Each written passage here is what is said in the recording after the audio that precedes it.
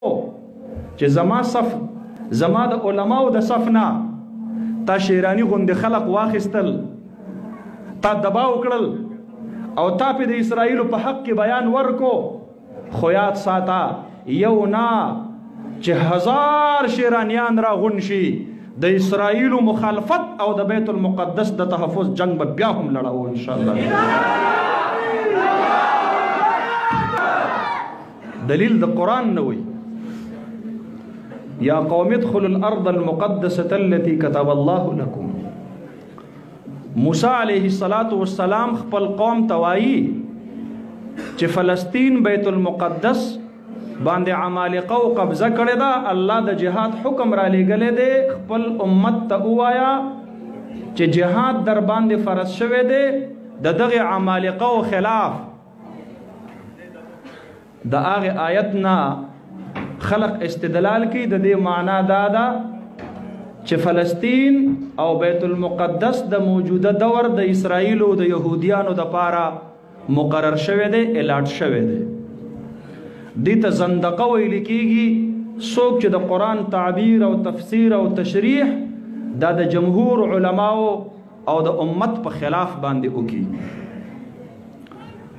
قرآن کریم کې چې الله رب العالمین د موسی علیه السلام په زبان اقدس سره فرمایي یا قومي، ای زما قومه.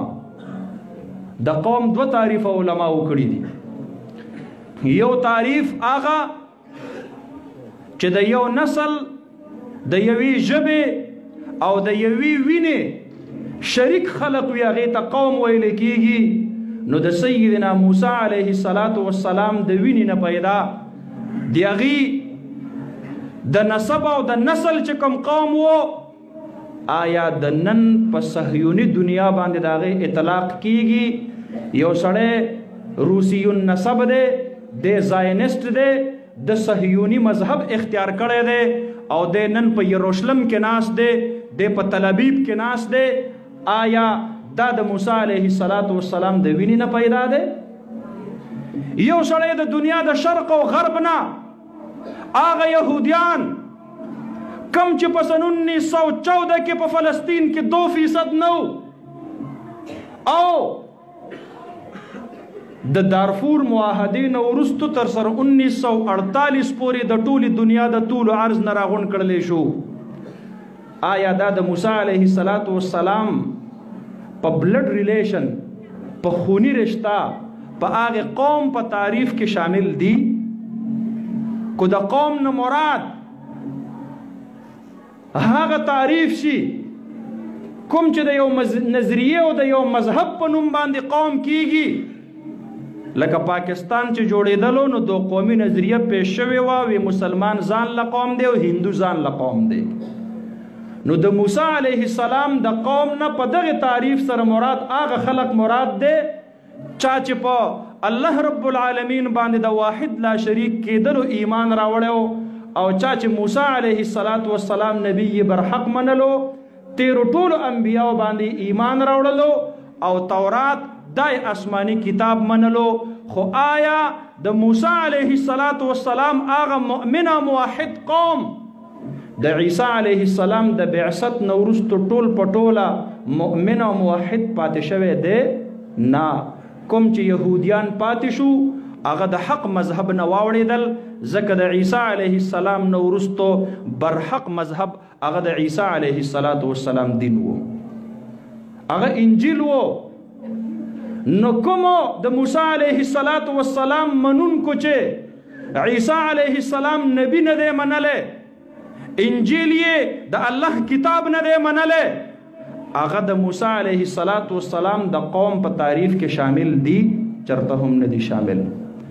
او بیا د جناب نبی کریم صلی الله علیه وسلم دنیا ته د بعثت نه وروسته د موسی علیه السلام په قوم کې مؤمن موحد هغه کس پاتې دی چا چې موسی علیه السلام پیغمبر منلی، عیسی علیه السلام پیغمبر منلی، جناب محمد رسول الله صلی الله علیه وسلم پیغمبر منلی. آیا په یروشلم کې ناست یهودیان جناب محمد رسول الله صلی الله علیه وسلم پیغمبر منی؟ تاسو نه تاسو کوم نه منی.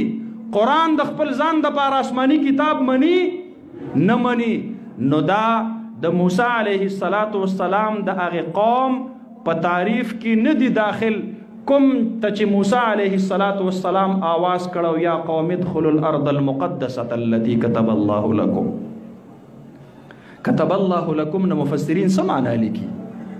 مفسرین ترې نه دا معنا لیکي كتب الله لكم الدخول بالجهاد.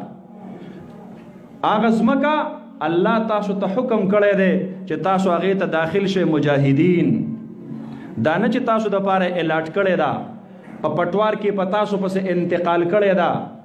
کو فلسطین او بیت المقدس دا د یهودیانو حق وې، نو جناب محمد رسول الله صلی الله علیه وسلم د خپل ژوند په آخري لمحاتو کې ولې فرمایل اخرج اليهود والنصارى من جزيره العرب، چې د جزیرة العرب نه یهودیان او عیسایان دواړه وباسئ او فلسطین په جزیرة العرب کې داخل دی.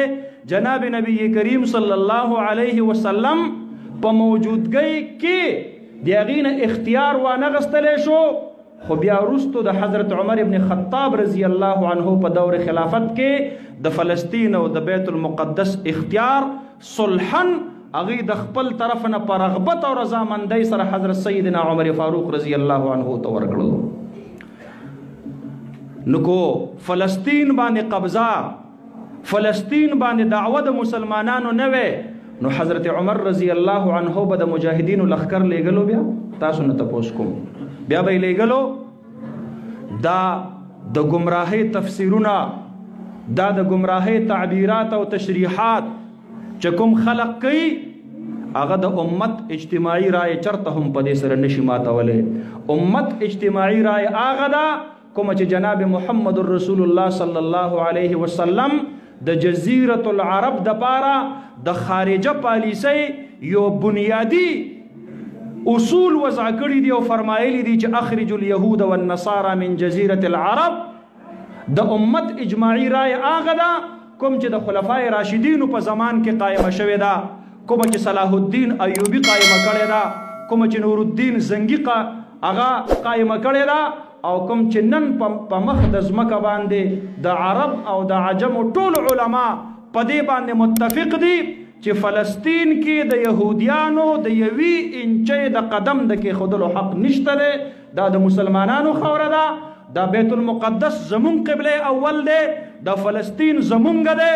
او که څوک دا ګڼي چې زه به ځان له څه ملګري پیدا کم او هغه به زما د اسرائیلو حمایت وکړي او زه به سپورټ کم په میډیا باندې، مونږ ورته وایو دا ارمان به د خاورې ایرې شي چې د پاکستان په خاوره باندې به مسلمانان ژوندي وي او جمعیت علما به ژوندي وي، ته به د اسرائیلو جنډه په اسلام آباد کې په سفارتخانه باندې لهراو کې چرته به هم داسې ونشي. پاکستان د فلسطین امانت دی، پاکستان د بیت المقدس امانت دی، پاکستان د مکه مکرمه او د مدینه طیبه امانت دی. دا دا دی، دا به ان شاء الله د پاکستان فوج به د فلسطین فوج وي، دا فوج به د بیت المقدس فوج وي، دا فوج به د کعبۃ الله فوج وي، دا فوج به د امت مسلمه فوج وي. د پاکستان وسایل، د پاکستان ذرایع، د پاکستان اسلحه، د پاکستان قوم دا به همیش د پاره د الله او د الله د رسول صلی الله علیه وسلم سره ولاړ وي. دا به چرته د عالم کفر ملګرتیا نه کوي، چې په کوم ځای کې کوله مونږ به ورته مخې ته ودرېږو، مخې ته به ورته رکاوټ جوړېږو، د الله رب العالمین د دین سپایان به جوړېږو. مونږ به